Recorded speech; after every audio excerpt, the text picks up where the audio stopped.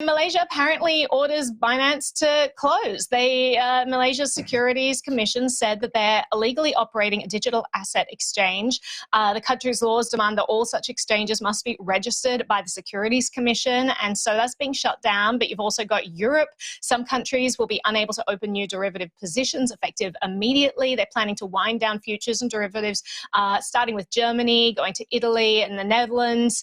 It just comes at the end of just huge regulatory scrutiny that we've seen over the past few weeks that has really come to a head ever since they started looking at these tokenized stock options.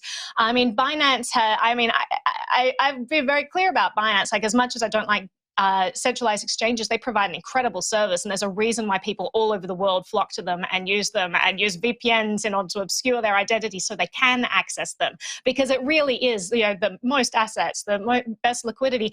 And I think that governments around the world are getting increasingly scared about this and are cracking down. But I'm going to throw this to the group. Will, what are your thoughts on all of this? What is the future of our wonderful, decentralized, no headquartered Binance? Is that illusion out the window now?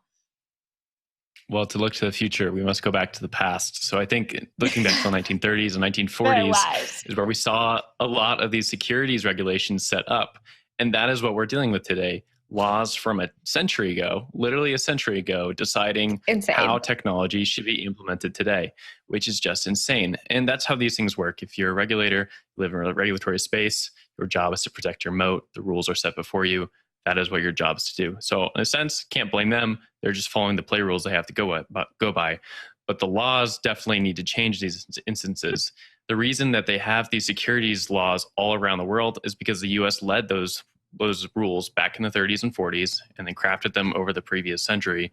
And then all these other countries have somewhat adopted them in their own fronts around the world. And now we're seeing those same laws strike down companies like Binance, which are really pushing the edge, of course. And the reason regulators are worried is because they think that it might hurt their consumers in their own country. And perhaps it does, but that's also the cost of innovation. If you want to have digital assets, if you want to be able to move money quickly from point A to point B, then you're going to stub some toes and hurt some fingers. So overall, pretty frustrating to keep seeing this news, but it should just be expected. That's where crypto's at. It's a $2 trillion industry. That's just what's going to happen. People are going to become interested in this. Jen?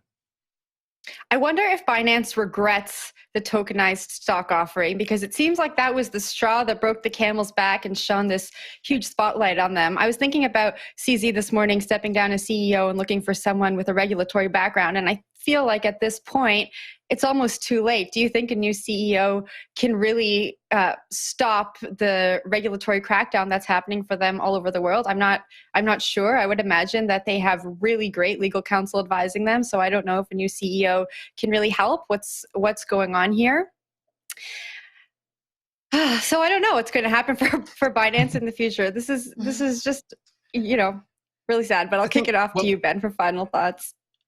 Yeah, I just think it's also worth pointing out this sort of regulatory fervor we're seeing not only with Binance, but also we see FTX starting to police itself a little bit. We're starting to see other drawbacks in other areas, particularly in the US. I think that regulatory scrutiny is also what gives the sort of political capital to put a payoff or a pay for this in that bill we were just talking about, right?